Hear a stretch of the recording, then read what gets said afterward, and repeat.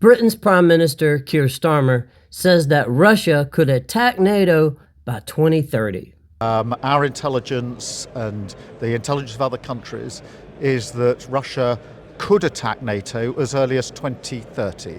If that's true, you might think that he would be doing everything in his power to reduce tensions and avoid a direct confrontation with the world's largest nuclear superpower.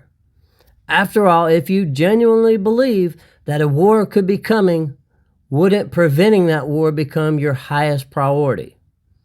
But if you thought that, you would be wrong. Hello, I'm Michael. This is Southern Realism, a channel about power, geopolitics, and decline. Nobody wants war.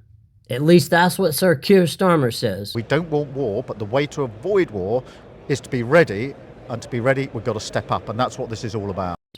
Yet while warning of a possible future war with Russia, his government has repeatedly supported policies that increase Britain's direct involvement in the Ukraine conflict.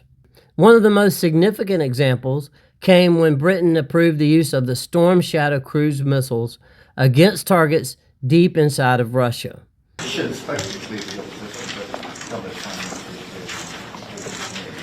And can I also just say how awful that attack was? These were not defensive weapons protecting British cities. They are long-range cruise missiles capable of striking strategic targets hundreds of kilometers away. And they have been used against military headquarters, naval facilities, industrial sites, and other targets linked to Russia's war effort. The United Kingdom has announced it is sending long-range cruise missiles to Ukraine to help it push back Russian forces. The UK's Defence Minister Ben Wallace told lawmakers Britain is supplying Storm Shadow missiles with a range of more than 250 kilometers. They should allow Ukraine to hit targets deep inside Russian-held territory. At the time, even British reporters openly discussed how Moscow might view the decision. Will Russia view this as an escalation?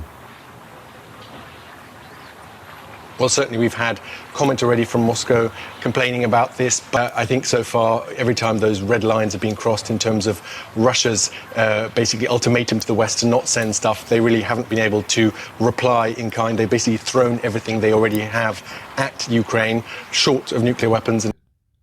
The risks were not unknown. They were being discussed openly. British leaders knew that authorizing long-range strikes inside Russian territory would be viewed by Moscow as a major escalation. Yet they did it anyhow. And that raises an obvious question. If Britain's Prime Minister truly believes that war with Russia could be approaching, why has his government repeatedly supported policies that increase the risk of confrontation? Vladimir Putin's chief spokesperson, Dmitry Peskov, saying this is another irresponsible step towards increasing tension and escalating the situation. What's interesting is that this is a question that stretches across the political spectrum.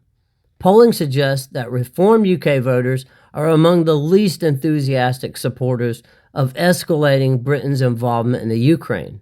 Do you think it's the right thing to do to send British troops to Ukraine? Listen, Martin, there is no such thing as a coalition of the willing. It's a coalition of the unwilling. It's two out-of-touch leaders, Macron and Starmer, puffing their chest out, saying they're going to defend the borders of Ukraine. They can't even defend the border of their own countries. Are you saying you wouldn't vote for troops to go into Ukraine? You'll get a vote on this, you're an MP, would you vote against it? I would hope it's a free vote for the whole of Parliament. Will you vote against it? I will vote.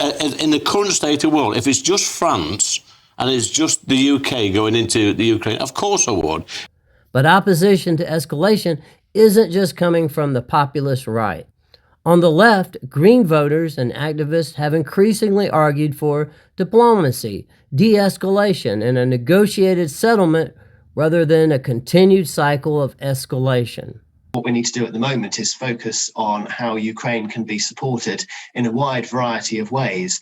And that needs to mean a greater focus on peacekeeping and on getting the parties to the table. We're pleased the United Nations has started to do that, but there needs to be far more focus on bringing the parties around the table.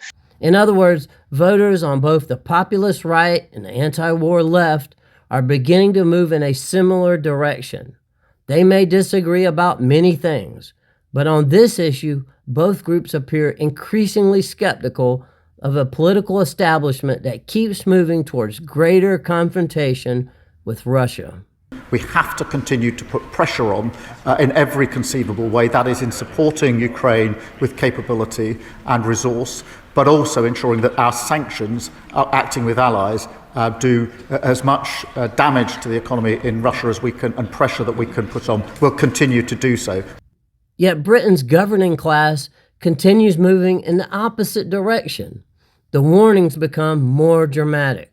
The military spending increases become larger, and the rhetoric about future conflict becomes more intense. The UK recently announced its largest ever drone package for Kyiv, flooding the battlefield with a staggering 120,000 drones this year alone. Keir Starmer says that Russia could attack NATO by 2030. Perhaps he genuinely believes that.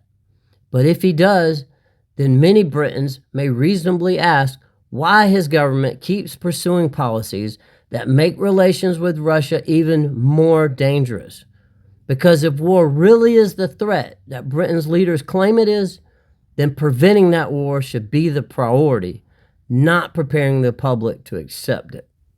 What do you think about Starmer's escalation with Russia? Please comment down below, and if you like this content, then give us a like and subscribe. We'll be back with you soon.